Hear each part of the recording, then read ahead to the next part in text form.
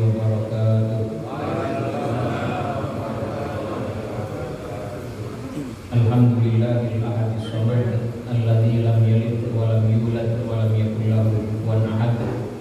Allahumma shalli wa sallim wa barik ala nabiyyina wa maulana Muhammad wa ala alihi wa ashabihi wa man tabi'ahu bi ihsanin ila yaumil ma'ad. Amma ba'd. Ma'asyiral muslimin jamaah yang dirahmati Allah Subhanahu wa taala, pada malam hari ini insyaallah kita akan kembali melanjutkan ngaji ayat-ayat suci Al-Quran, yang mana kita sudah sampai pada surah Maryam atau surah Maryam. Pada pertemuan-pertemuan yang sebelumnya kita sudah mengkaji kisah tentang Maryam beserta Isa ibnu Maryam. Jadi kalau kita sekarang ini berada di bulan Desember, ada saudara-saudara kita dari yang beragama lain merayakan Natal, kelahiran Yesus.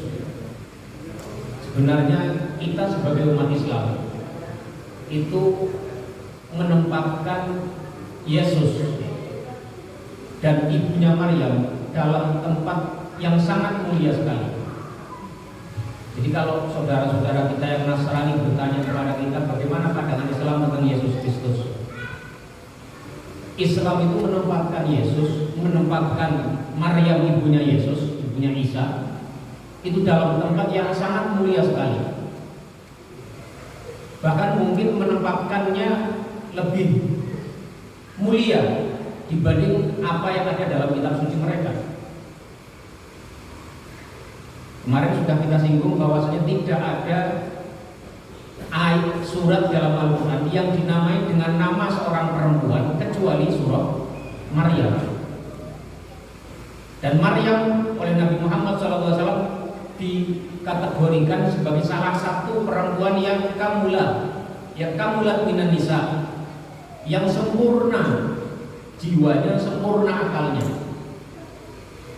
Kemudian Isa, putrinya Maryam, yang dalam bahasa disebut dengan Yesus itu dalam bahasa Latinnya, atau Jesus ya, itu juga ditempatkan dalam tempat yang sangat mulia juga.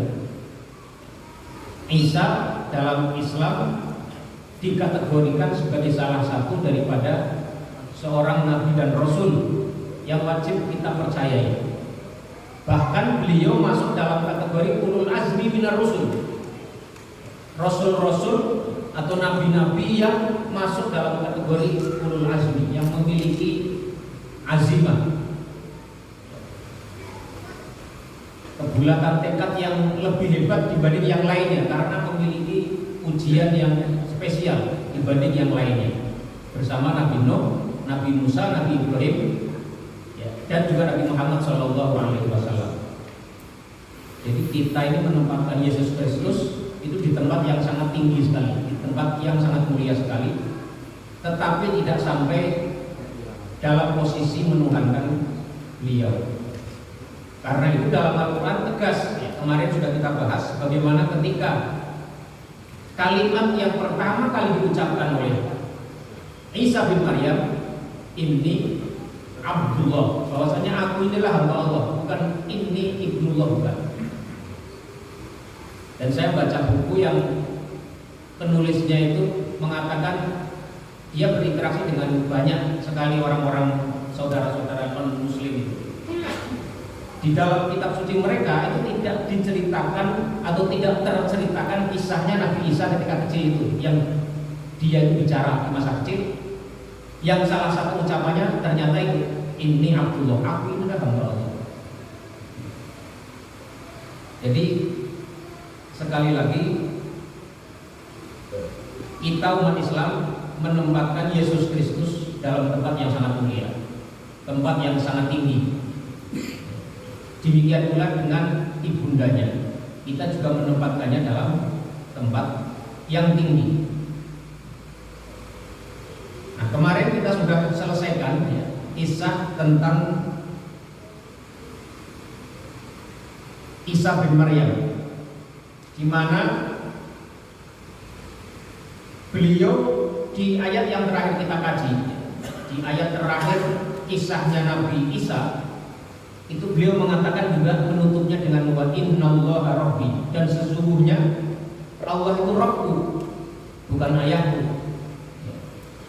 Wa rabbukum, dan Rabb kalian semuanya. Fa'buduhu, maka sembahlah Dia saja, bukan yang lain-lain. Hada siratun mustaqimun, dan inilah adalah jalan yang lurus. Jadi jalan yang lurus itu bukan hanya jalannya Nabi Muhammad SAW saja, tapi Yesus Kristus pun itu jalannya mengajarkan jalan yang lurus, as-siratul mustaqim. Yang murni, ajaran yang murni itu sama, siratul mustaqim juga. Ajaran para nabi semuanya sama, mengajarkan kepada tauhidullah, mengajarkan kepada keesaan terhadap Allah, dan itulah siratul mustaqim, jalan yang lurus, yang tidak belok-belok. Dan kalau kita baca kisahnya Nabi Isa kemarin, itu ada 4 prinsip utama ya, yang menggambarkan konsep jalan lurusnya ajaran Nabi Isa. Apa saja kalau kita baca kemarin itu ya, itu dimulai dari ayat 30 yang tadi qala inni Abdullah. Jadi prinsip pertama jalan yang lurus itu adalah konsep tentang tauhid, iman kepada Allah Subhanahu wa taala. Qala inni Abdullah ataniyal kitaba wa ja'alani nabiyya. Jadi kalau iman kepada Allah disertai dengan iman kepada para nabi dan juga iman kepada kitab-kitab atau wahyu yang diturunkan oleh Allah Subhanahu wa taala melalui para nabinya. Itu konsep jalan yang lurus itu seperti itu. Tidak jauh beda sebenarnya, sama dengan syariatnya Nabi Muhammad SAW. Kemudian yang kedua, wa ja'alani mubarakan ainama kuntu, dan Dia menjadikanku seorang yang diberkahi. Kemarin sudah kita jelaskan makna mubarakan itu menurut para mufasir ai mu'alliman al-khaira wa nafi'an al-khaira. Jadi mengajarkan kebaikan dan memberi manfaat kepada orang lain. Itu prinsip jalan yang lurus seperti itu. Jadi prinsipnya itu bermanfaat, manfaat untuk orang-orang di sekitarnya. Jadi bukan hanya konsep iman saja, tauhidnya iya, tapi turunannya adalah berbuat baik dan bermanfaat kepada orang di sekitarnya. Wa ja'alani mubarakan ainama kuntu. Kemudian yang ketiga, wa ausani bis sholati waz zakati ma dumtu hayya.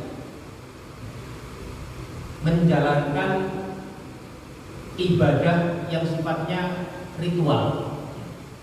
Wa ausani bis sholati waz zakati. Ibadah ritual itu ibadah yang memang tidak dirasionalisasi, tidak bisa dirasionalkan. Sholat misalnya, kita mengapa harus 4 rakaat kalau siang? Kalau maghrib 3 rakaat, mengapa tidak 5, mengapa tidak 2? Itu tidak bisa dirasionalisasi, tidak bisa dihitung-hitung mengapa begitu. Tidak ada ilahnya, kenapa? Itu ibadah ritual yang sudah given, sudah ya begitu apa adanya. Jadi yang ketiga, ciri jalan yang lurus itu juga memelihara ibadah yang sifatnya ritual, ibadah yang sifatnya penghambaan kepada Allah Subhanahu wa taala. Wa zakati madun tuhaya, dan juga mengerjakan zakat. Zakat meskipun punya implikasi sosial, tapi dia adalah bentuk ketaatan yang murni kepada Allah Subhanahu wa taala. Mengapa kalau zakat mal itu kok yang dipotong 2,5%? Mengapa tidak 3%? Mengapa tidak 4%? Mengapa tidak 2%? Mengapa 2,5%? Itu sesuatu yang tidak bisa kita hitung. Mengapa begitu? Itu adalah keputusan Allah, syariat Allah yang harus kita terima apa adanya. Kalau kita sudah punya harta, ya, di tabungan kita ada uang sampai nisab berlalu 1 tahun, ya, hitungannya tahun Hijriah, bukan tahun Miladiah, bukan dari Januari ke Desember, ya, atau dari Februari ke Januari, atau dari Maret ke Februari, tidak, tapi dari Muharram ke Dhul Hijjah misalnya, atau dari Ramadan ke Sya'ban gitu, menghitungnya dengan hitungan bulan Komariah, ya, tahun Komariah. Itu. Kemudian yang keempat, ciri Siratul Mustaqim yang diajarkan oleh Isa alaihissalam itu adalah wa barran bi walidati wa lam yaj'alni jabbaran syaqiyya. Jadi beliau ini mengajarkan sifat atau sikap berbakti kepada kedua orang tua. Tapi karena beliau itu orang tuanya hanya satu, disebutkan bi walidati, kepada ibundaku. Jadi kalau kita ya kepada kedua orang tua kita. Hanya dalam surat Al-Isra perintahnya waqfid lahuma janaha dzulli minar rahmati wa qur rabbirhamhuma kama rabbayani shaghira. Wajnah lahuma janaha dzulli, dan tundukkanlah dirimu. Bersikap rendah hatilah engkau kepada kedua orang tuamu. Setinggi apapun jabatanmu, sehebat apapun kemampuanmu, sedahsyat apapun prestasimu di hadapan orang tua, jangan pernah merasa tinggi, jangan pernah merasa lebih hebat dari mereka berdua. Waqfid lahuma janaha dzulli minar rahmati wa qul rabbirhamhuma kama rabbayani shaghira. Dan katakanlah, berdoa untuk mereka, rabbirhamhuma, ya Rabbi irhamhuma, kasihanilah keduanya, kama rabbayani shaghira, sebagaimana mereka memeliharaku, mendidikku, mentarbiahku, bukan sebagaimana mereka menyayangi, bukan, itu terjemah yang seperti itu. Kama rabbayani shaghira, sebagaimana mereka mentarbiahku di masa aku masih kecil. Tarbiyah itu artinya menumbuhkan. Makanya Rabb itu disebut Rabb karena dialah zat yang menumbuhkan makhluknya. Menumbuhkan dari tidak ada menjadi ada, ila aqsal kamal, sampai kesempurnaan titik yang bisa dicapai oleh makhluk itu, itulah Allah. Rabb yang mengatur, memelihara, menjaga, menumbuhkan. Dan dari kata yang sama itu pula diderivasikan kata tarbiyah, mentarbiyah, kama rabbayani shaghira. Pada saat yang sama ayat itu juga mengimplikasikan ya, kalau anak-anak itu mau bisa berdoa seperti itu, ya orang tua harus mendidik mereka. Jadi ayat itu meskipun isinya adalah perintah kepada anak untuk mendoakan orang tuanya, wa qul, dan katakanlah Rabbi, wahai Rabbku, irhamhuma, kasihanilah, sayangilah, berilah rahmat kepada keduanya, kama rabbayani shaghira, sebagaimana mereka berdua mentarbiyahku, mendidikku, menumbuhkanku semasa aku masih kecil. Itu artinya seakan-akan anak-anak itu tidak akan mau, tidak akan bisa, tidak akan terbiasa mendoakan orang tuanya kalau tidak ditarbiyah oleh orang tuanya. Pada saat yang sama, doa itu menggambarkan hubungan yang timbal balik. Anak harus mendoakan orang tuanya, tapi orang tua kalau anaknya mau begitu, ya dia harus mentarbiyah anaknya, harus mendidik anaknya. Hubungan timbal balik yang ditekankan dalam ayat itu. Ini wa barran bi walidati wa lam yaj'alni jabbaran syaqiyya. Wa lam yaj'alni, dan dia tidak menjadikan aku jabbaran syaqiyya, seorang yang sombong lalu celaka. Jabbar itu orang yang keras, orang yang menindas. Maka di salah satu tafsir itu saya pernah membaca ayat ini juga sekaligus memberikan semacam teguran kepada negara-negara kolonial yang mereka ini berafiliasi kepada agamanya Yesus, agamanya Isa, tapi bersikap jabbaran syaqiyya. Mereka melakukan penindasan, melakukan kolonialisme, melakukan penjajahan. Padahal Isa, Yesus itu ajarannya walam yaj'alni jabbaran syaqiyya, dan dia tidak menjadikanku sebagai orang yang jabbar, orang yang sombong, angkuh, menindas, syaqiyya, dan tidak pula orang yang celaka. Nah, orang yang menindas, yang sombong, ya ujungnya akan celaka. Ini menarik menurut saya, istinbat atau tadabbur yang ada di tafsir itu. Dalam tafsir Al-Qur'an itu saya membaca salah satu tadabbur dari ayat itu adalah itu. Ayat ini juga menyindir ya, secara tidak langsung kalau dibaca dalam konteks kekinian itu, negara-negara imperialis yang afiliasinya mengikuti katanya ya agamanya Yesus, tapi itu menindas orang-orang yang lemah, itu tidak sejalan dengan pesannya Nabi Isa atau Yesus ini. Dari Isa bin Maryam qaulal haqqil ladzi fihi yamtarun. Itulah ya Isa putra Maryam. Qaulal haqqi, sebuah perkataan yang benar. Ini maksudnya bisa Isa itulah Isa yang benar, atau perkataan Isa tadi adalah perkataan yang benar. Alladzi fihi yamtarun, yang dalam hal itu mereka meragukannya.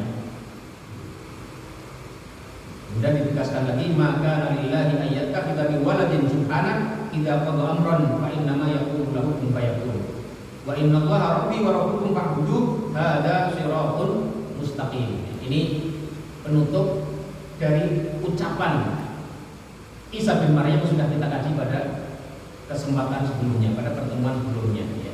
Sekali lagi itu penegasan bahwa inilah adalah shiratun mustaqimun, jalan yang lurus. Jalan yang lurus yang diajarkan oleh Nabi Isa itu adalah juga jalan yang lurus yang diajarkan oleh Nabi Muhammad SAW. Makanya jalan yang lurus yang dalam Al-Fatihah dijelaskan siratal ladzina an'amta 'alaihim ghairil maghdubi 'alaihim waladdallin. Bahwa jalan yang lurus itu adalah jalan-jalan orang yang Engkau berikan nikmat pada mereka. Siratal ladzina an'amta 'alaihim. Siapa? Ya para nabi, para syuhada, para shalihun. Ghairil maghdubi 'alaihim, bukan jalannya orang yang dimurkai atas mereka. Itu jalannya orang-orang, kalau dalam tafsirnya Rasulullah itu al-maghdubi 'alaihim ay al-yahud.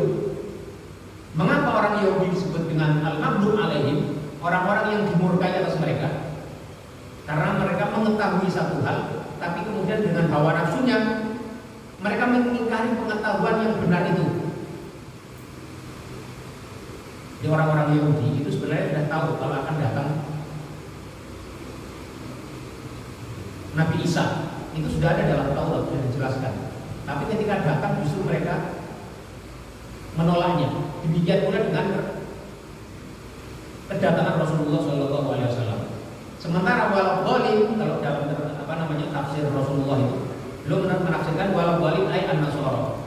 Mengapa orang-orang Nasrani disebut dengan tersesat? Karena mereka tidak tahu tersesat. Tidak adanya ilmu itu membuat orang tersesat. Tapi kalau orang punya ilmu kemudian tidak mengamalkan ilmunya, itu menjadi orang yang dimurkai. Dia tahu tapi tidak mau tahu, itu menjadi maghdubi 'alaihim.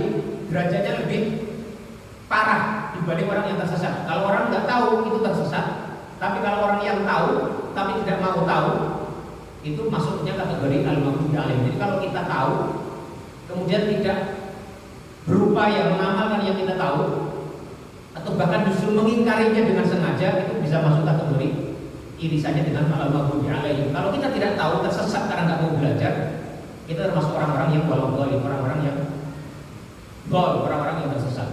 Ini ya, siratun mustaqimun. Nah, ayat yang berikutnya, ayat yang ke-37. Fakhtalafal ahzabu min bainihim fawailul lil ladzina kafaru min mashhadi yaumin 'adzim. Fakhtalafal ahzabu.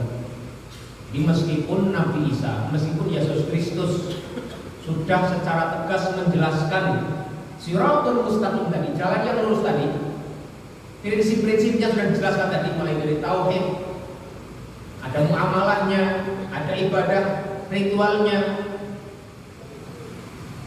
ada berbuat bakti kepada orang tua, dan seterusnya tadi itu sudah jelas semuanya.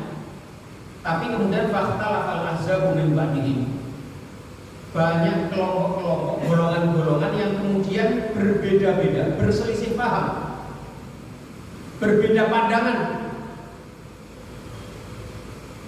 Min bainihim, di antara mereka yaitu orang-orang Yahudi maupun orang-orang Nasrani.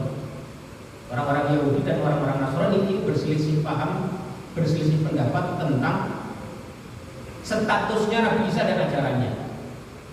Fakhtalafal ahzabu min bainihim, maka berselisihlah ahzab itu, golongan-golongan itu, min bainihim, di antara mereka orang-orang Yahudi dan orang-orang Nasrani. Jadi orang-orang Yahudi mereka mengatakan, menuduh Maryam itu pezina, Isa itu adalah anak hasil zina. Apa yang dia sampaikan sebagai wahyu adalah perkataan sihir. Itu adalah sihir belaka. Kemampuan Isa mengobati orang yang sakit kusta dan lain-lain itu adalah sihir. Itu anggapannya orang-orang Yahudi. Sementara pada sisi yang lain, orang-orang Nasrani mengatakan tidak. Yesus itu adalah Tuhan, Ibnullah, anaknya Tuhan Bapa, anaknya Allah. Ta'ala Allahu amma yasifun. Bahwa Yesus itu adalah satu oknum di antara 3 oknum Tuhan. Tuhan Bapa, Tuhan Anak, ada Roh Kudus. Fakhtalafal ahzabu min ba'dihim, min bainihim.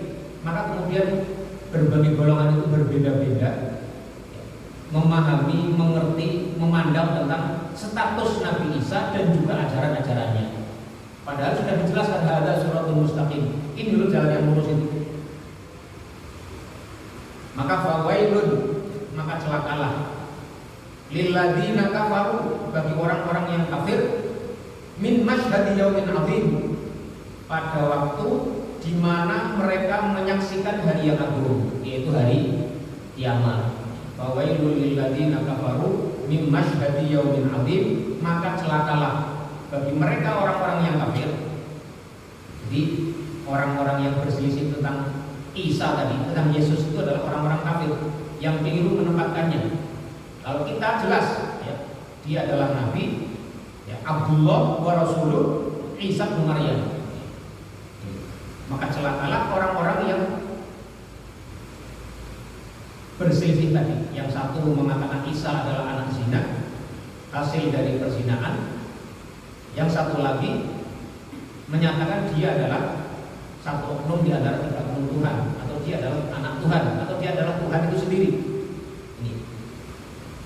Nah, orang-orang yang demikian itu mereka akan mendapati kecelakaan nanti ketika mereka tiba berhadapan atau menghadiri saat mereka menyaksikan datangnya hari kiamat, itu hari yang agung. Nah, asmi' bihim wa absir. Ini kata asmi' bihim itu menggunakan sifatnya sifat fi'il amr, tapi maknanya adalah mengungkapkan rasa takjub. Asmi' bihim wa absir. Asmi' bihim maksudnya adalah alangkah tajamnya pendengaran mereka, alangkah jernihnya, alangkah jelasnya pendengaran mereka, wa absir, dan alangkah terang pula penglihatan mereka. Jadi mereka nanti kalau sudah datang hari kiamat, sudah datang saatnya hari pembalasan, itu sudah tidak ada tabir lagi, tidak ada lagi yang menutupi pandangan lagi, tidak ada menutupi hati mereka lagi. Asmi' bihim wa absir. Betapa jelas, betapa tegas, betapa tidak ada keraguan lagi dari apa yang bisa mereka lihat dan apa yang bisa mereka dengar, yang mereka dapati di hari kiamat itu. Yauma ya'tunana, yaitu pada hari di mana mereka nanti datang kepada kami. Lakinil zalimuna al-yauma fi dhalalin mubin. Tetapi orang-orang yang zalim, orang-orang yang zalim itu pada hari ini di dunia itu fi dhalalin mubin, berada dalam kesesatan yang nyata. Jadi kata zalimun di situ adalah untuk menggambarkan orang-orang yang kufur tadi, orang-orang yang musyrik tadi. Karena inna syirka la dzulmun azim, sesungguhnya kesyirikan itu adalah kezaliman yang paling besar, kezaliman yang paling agung. Jadi tidak ada kezaliman, tidak ada bentuk aniaya yang jauh lebih besar daripada kesyirikan. Jadi menempatkan Allah punya sekutu, menempatkan Allah punya teman, menempatkan Allah punya anak, itu adalah sebuah kezaliman yang paling nyata. Inna syirka la dzulmun azim, sesungguhnya kesyirikan itu adalah kezaliman yang paling sangat nyata sekali, paling sangat besar sekali. Nah, inilah ini zalimuna al-yauma fi dhalalin mubin. Orang-orang yang zalim itu berada dalam kesesatan yang nyata, jelas sekali kesesatannya. Ini. Nah, kemudian wa anzirhum, dan berilah mereka peringatan wahai Rasulullah, yaumal hasrati, tentang datangnya hari penyesalan. Jadi ayat ini juga menggambarkan rahmat Allah Subhanahu wa taala. Allah Subhanahu wa taala itu Maha memberi rahmat kepada hambanya. tidak langsung mengadab hambanya ketika mereka melakukan sebuah kemaksiatan. Ada orang-orang yang menyatakan Allah punya anak, Allah punya keturunan, itu Allah tidak lantas serta-merta membinasakan mereka, tidak. Jadi ini bagian dari bentuk rahmat Allah yang menunda azab kepada hambanya yang jelas-jelas melakukan satu penodaan yang luar biasa terhadap Allah Subhanahu wa taala.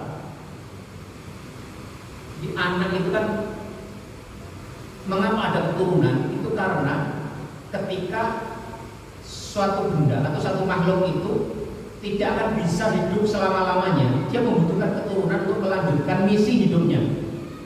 Karena dia akan mencapai tahap yang lemah, dia akan mencapai ketiadaan, maka perlu ada keturunan. Nah, Allah Subhanahu wa taala Allahu amma yasifun. Allah Maha tinggi, Maha suci dari apa yang dituduhkan, tidak ada. Tapi Allah Subhanahu wa taala meskipun demikian, tidak lantas dia mengirimkan bencana, mengirimkan azab kepada orang-orang itu.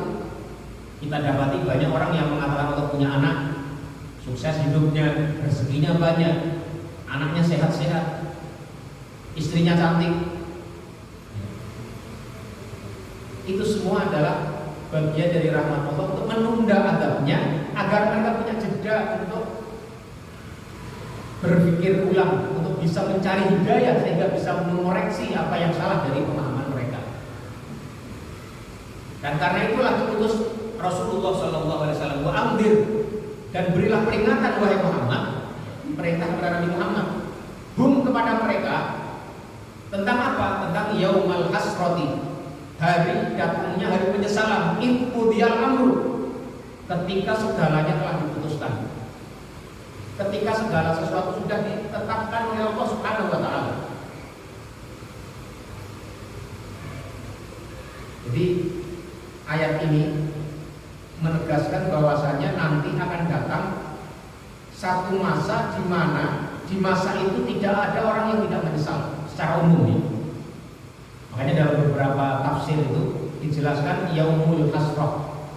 Mengapa hari kiamat dinamakan dengan yaumul hasrah, hari penyesalan? Karena yang menyesal itu tidak hanya orang kafir, tidak hanya orang tadi yang mengklaim Tuhan itu punya anak, orang yang mengingkari kenabian Nabi Isa, orang-orang Yahudi. Tapi orang-orang yang beriman pun juga bisa menyesal. Penyesalan mereka terjadi terhadap apa? Yaitu penyesalan ketika mereka tidak bisa merasa maksimal atas apa yang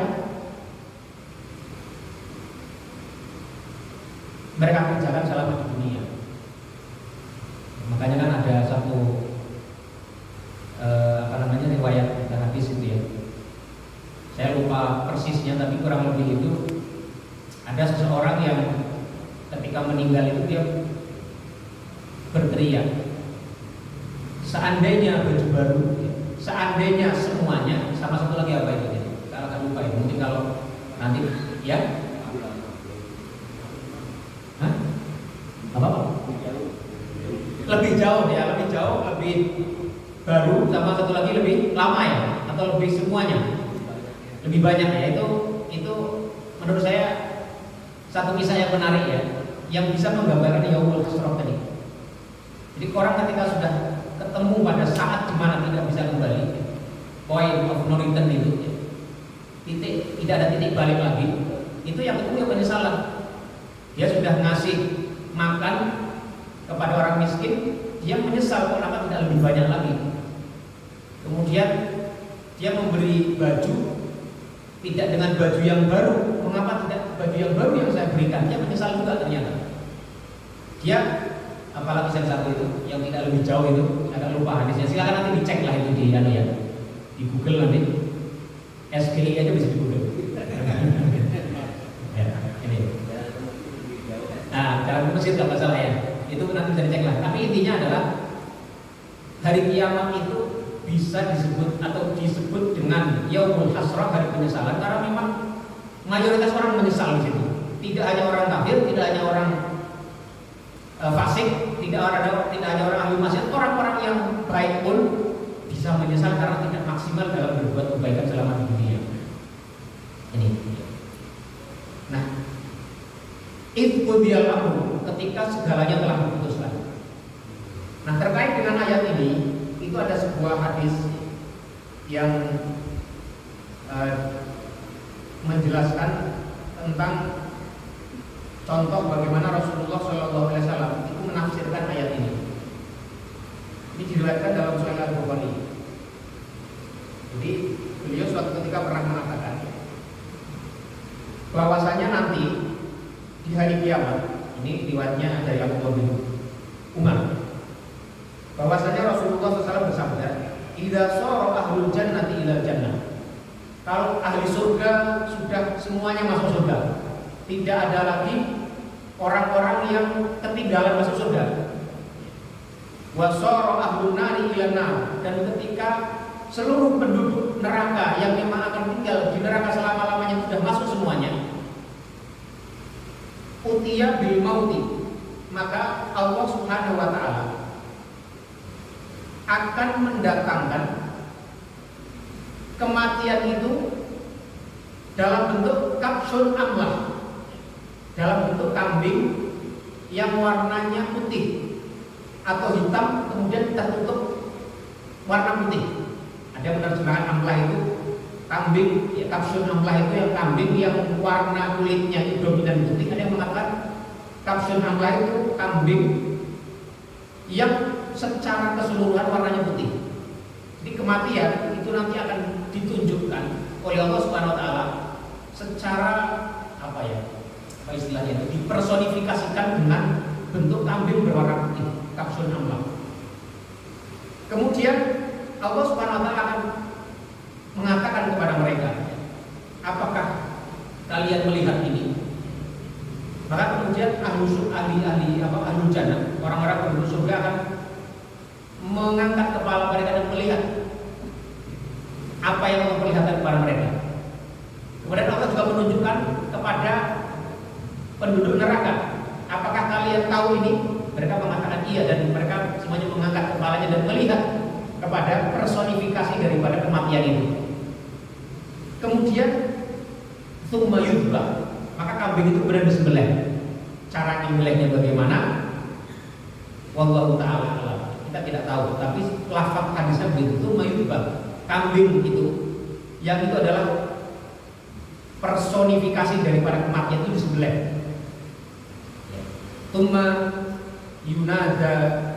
yunadi munadin, kemudian ada yang memanggil, ya ahlal jannati la mauta, wahai ahli surga, wahai penduduk surga, setelah ini tidak ada lagi kematian, karena kematian sendiri sudah dimatikan, kematian sendiri sudah disembelih.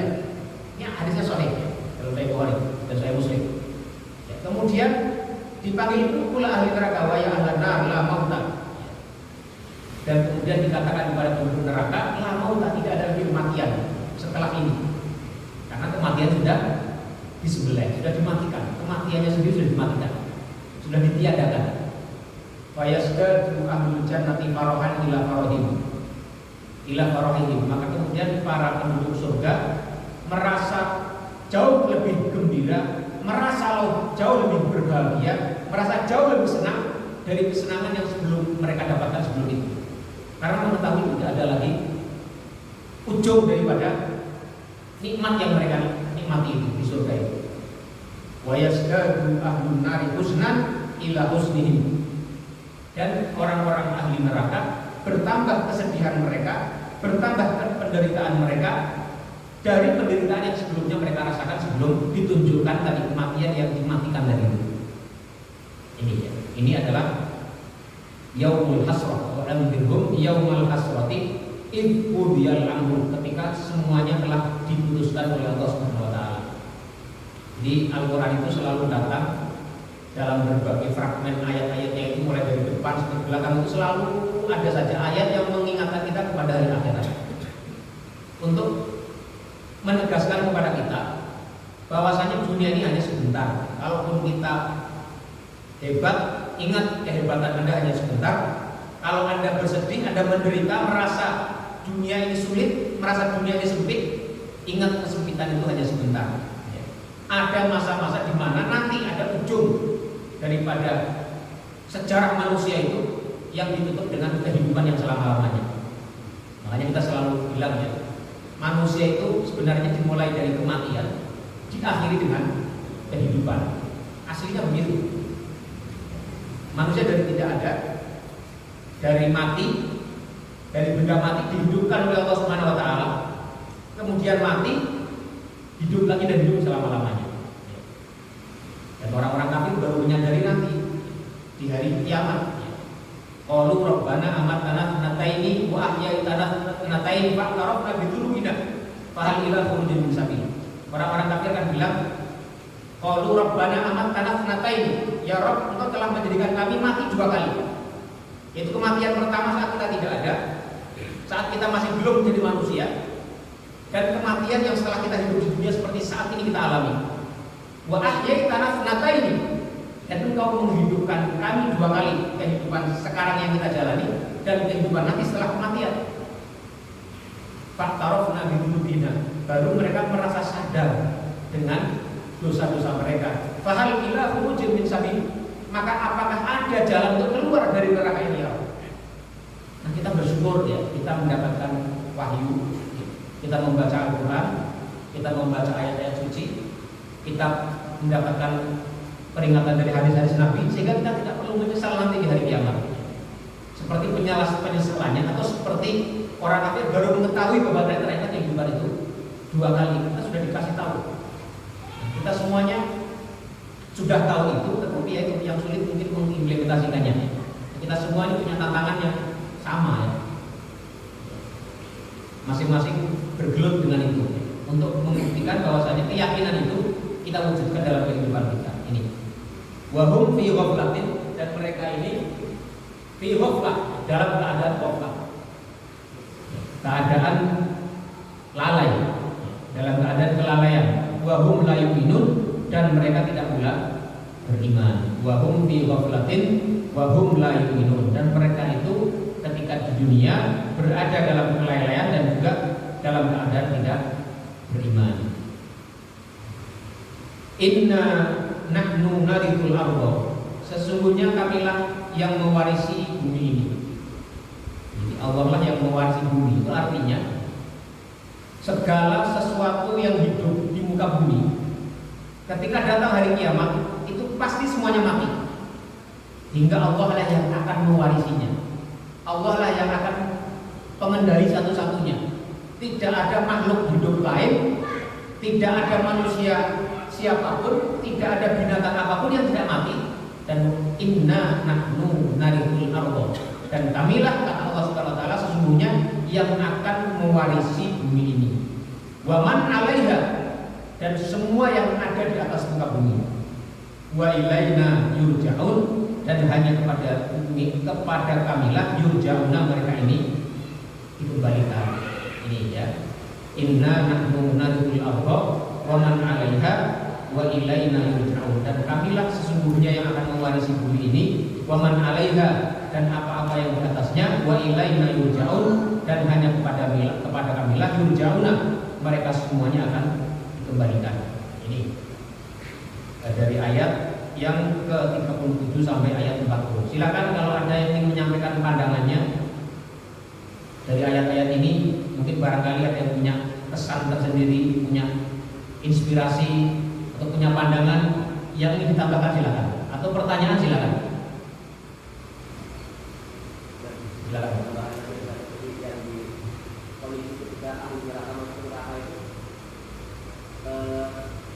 Ada satu kondisi di mana kondisi yang sangat menurut saya sangat jelas ya, dan dijelaskan dalam surat Al-A'la ayat 13 ya.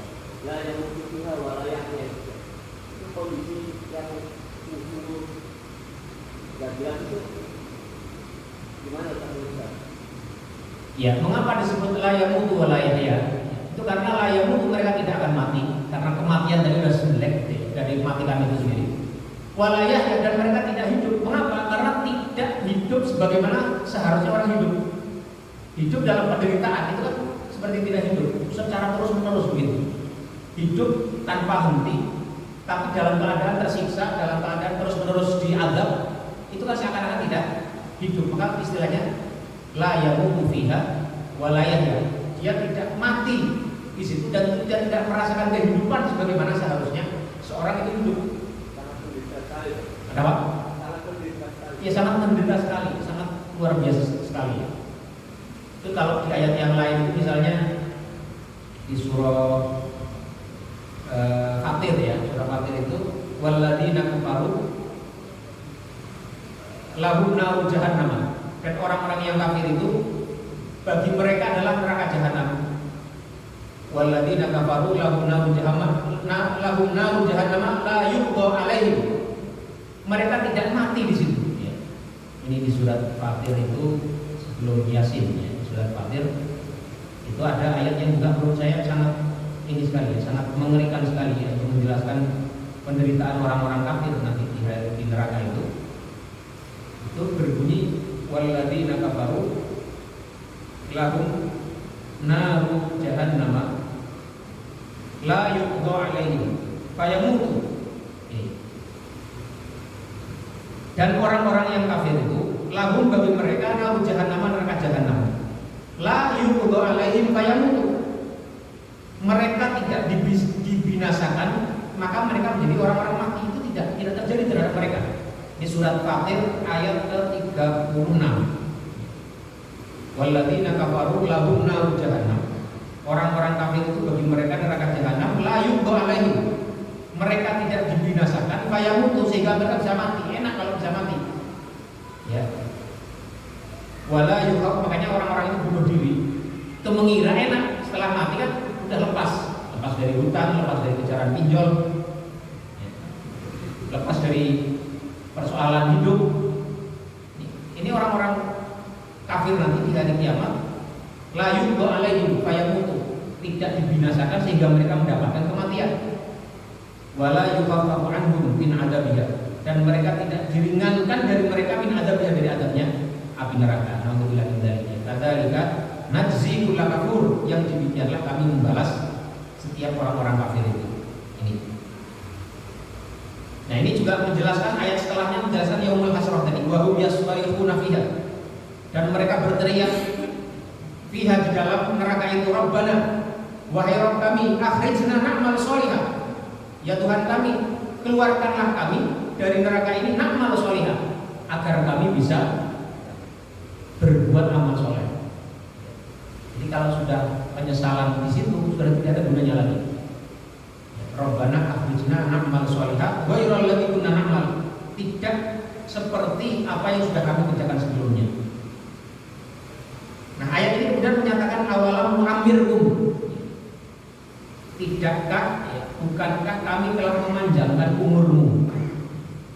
Ini sebenarnya kita dikasih umur sampai 40 tahun, sampai 50 tahun, sampai lebih dari itu adalah bagian dari rahmat Allah Subhanahu wa taala, memberi kesempatan kepada kita. Awalam nu'ammirkum, bukankah kami telah memanjangkan umurmu sampai 40 tahun, 43 tahun, 45 tahun, 50 tahun atau lebih. Ya. Apa tujuannya? Ma yatadzakkaru bihi man tadzakkar, untuk dapat berpikir tentang itu semuanya. Ma tadzakkara atau man tadzakkara, bagi orang yang mau berpikir. Kita diberikan kesempatan jeda waktu untuk itu tadi, kembali kepada kebenaran, untuk mengoreksi yang salah, untuk memperbaiki yang keliru. Dan itu semuanya Allah berikan kepada kita sampai seperti sekarang ini. Ya, karena itu ya, ini ayat-ayat itu kita baca ya, mengingat kita. Memang kita manusia itu selalu lupa ya. Kalau kita lagi nyaman, lagi enak, kita lupa. Tidak lupa adanya kematian, lupa adanya hari akhir, lupa adanya peringatan yang seperti ini. Padahal awalam nu'ammirkum ma yatadzakkaru bihi man tadzakkara wa ja'akum nadhir. Padahal juga telah datang seorang pemberi peringatan. Kalau pemberi peringatan itu bisa rasul, bisa dai, bisa kiai, bisa ustaz. Tapi dalam satu tafsir itu ada juga an-nadhir, itu bisa juga uban. Jadi pemberi peringatan itu bukan hanya dai, bukan hanya nabi, bukan hanya mubalik, bukan hanya guru, tapi uban yang keluar di kepala kita itu adalah termasuk dari an-nadhir, pemberi peringatan. Makanya kalau kita baca bagian tafsir itu, kalau wajah munadir itu telah datang kepada kalian memberi peringatan, itu ya baik Nabi melalui ajarannya, para dai, para guru, para mu'alim, tapi juga apa yang kita lihat, kematian orang lain menjadi nadir, uban kita jadi nadir, sakit-sakitan kolesterol jadi nadir juga, asam urat jadi nadir juga. Jadi kalau kita dapat asam urat itu harusnya terima kasih, karena kita diingatkan oleh Allah Subhanahu Wa Taala, kita ini lemah, kita ini sudah saatnya untuk banyak bertaubat kepada Allah Subhanahu Wa Taala. Ada yang lain? Ya, mau Pak. Tadi kalau kita sudah disebutkan terkait dengan saudara kita yang mungkin besok akan merayakan. Jadi saya sendiri beberapa tahun terakhir akhirnya saya dengan teman dekat lah ya, yang dengan Muslim, akhirnya ya yang nggak pernah memberikan ucapan. Tapi saya pikir-pikir gimana ya, saya sebagai hubungan sesama manusia baiknya apakah tetap mengucapkan dengan itu atau biarkan saja tanpa menggunakan ucapan? Iya. Terima kasih Pak. Ini pembahasan tentang mengucapkan selamat Natal itu sudah dibahas para ulama kita dari beberapa abad yang lalu. Dan memang mayoritas para ulama yang berhati-hati dalam masalah ini itu mengharamkannya. Karena apa? Karena sebuah ucapan itu selalu punya implikasi makna. Kita mengucapkan selamat Natal, selamat kelahiran Yesus, mengucapkannya kepada orang yang meyakininya dia sebagai anak Tuhan. Itu menurut kelompok ulama ini, mereka mengatakan itu bisa berbahaya untuk keimanan kita. Makanya banyak ulama yang berpandangan haram hukumnya mengucapkan selamat Natal. Hanya saja ketika kemudian kehidupan itu berkembang, itu ulama-ulama kontemporer, ulama-ulama yang datang belakangan, yang mereka mengetahui proses interaksi antar sesama manusia yang sudah sedemikian erat antara satu orang dengan yang lainnya, satu agama dengan pemeluk agama yang lain, itu kemudian banyak yang membolehkan. Di antaranya adalah Syekh Al-Azhar misalnya saat ini itu membolehkan. Syekh Yusuf Al-Qaradawi khususnya bagi orang-orang yang berada di lingkungan yang memang mengharuskan untuk itu. Contohnya di antara fatwa itu mereka memberi fatwa kepada orang-orang Muslim di Eropa yang mereka itu minoritas. Seandainya mereka tidak mengucapkan itu, mereka dalam posisi yang membahayakan mereka. Itu mereka menganjurkan ucapan saja tidak apa-apa.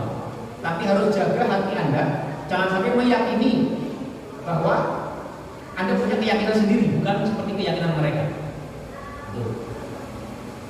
Kalau saya pribadi cenderung untuk tidak memilih tidak mengucapkan, karena saya tidak mengucapkan pun itu masih nggak apa-apa. Teman-teman saya di kantor itu banyak yang Nasrani juga, tapi mereka tahu bahwa saya tidak mengucapkan itu bukan karena saya benci mereka, ya. Bukan karena saya memusuhi mereka dalam interaksi antar manusia, bukan. Tapi karena memang mereka tahu kalau saya menganggap itu nggak boleh. Tapi kalau yang lain masih bisa, kita masih makan bareng, masih guyon-guyon bareng, masih saling membantu juga. Urusan ini saya tidak mengucapkannya. Atau kalau mengucapkan bisa dengan cara yang lain, misalnya happy holiday misalnya. Kalau ada orang itu selamat apa ya, selamat apa? Akhir tahun atau libur apa namanya? Menikmati liburan atau apa itu masih oke lah. Tapi sekali lagi banyak juga ulama yang membolehkan. Tapi kalau saya pribadi cenderung kita berhati-hati. Kecuali bagi orang-orang tadi yang berada di komunitas yang minoritas, kalau dia tidak mengucapkan itu, maka dia justru berada dalam bahaya yang madorotnya lebih besar, di mana dia tidak lagi bisa bebas menjalankan agamanya, akan terancam akidahnya. Itu silakan diucapkan saja. Meskipun juga ada juga kelompok ketiga yang memudahkan lagi, toh itu kan hanya ucapan saja. Misalnya kalau di Indonesia ada Profesor Quraish Shihab itu kan membolehkan ya. Beliau datang dengan istihad itu. Tapi kalau saya pribadi memilih untuk yang tidak, ya, kecuali tadi dalam kondisi di mana kita berada dalam situasi yang berbeda pada umumnya kaum muslimin. Allah Ta'ala alam, ya, itu. Ya jelas ya. Jadi kalau kita ada orang yang mengucapkan, tidak perlu terlalu dicela ya. Mungkin ya kita ngobrol oke, tapi jangan dicela juga. Kalau memang Yang penting ya asal itu tadi, bahwasanya saat mengucapkan itu hanya sebatas ucapan selamat tanpa atau dengan mengingkari keyakinan bahwasanya Isa adalah ibnullah, karena itu adalah membuat Allah sangat murka sekali. Meskipun Allah dengan rahmatnya, Allah tidak lantas membinasakan orang-orang yang meyakini itu. Allah ya, mungkin itu saja. Sekali lagi sebagai penegasan untuk tafsir, karena ada pertimbangan dari DKM, akan kita jadikan untuk saya tafsirnya hanya sekali saja dalam 1 bulan. Selebihnya akan kita isi dengan kajian hadis insyaallah, yaitu Sahih Bukhari di mulai bulan depan insyaallah, agar menambah variasi ilmu yang kita pelajari. Ini yang bisa kita sampaikan, yang benar semua datang dari Allah Subhanahu wa taala, sementara yang salah itu adalah karena keterbatasan dan kekurangan saya sendiri. Wassallallahu ala nabiyyina Muhammadin wa ala alihi wa sahbihi wasallam tasliman katsira. Subhanakallahumma wa bihamdika asyhadu an la ilaha illa anta astaghfiruka wa atubu ilaik. Wassalamualaikum warahmatullahi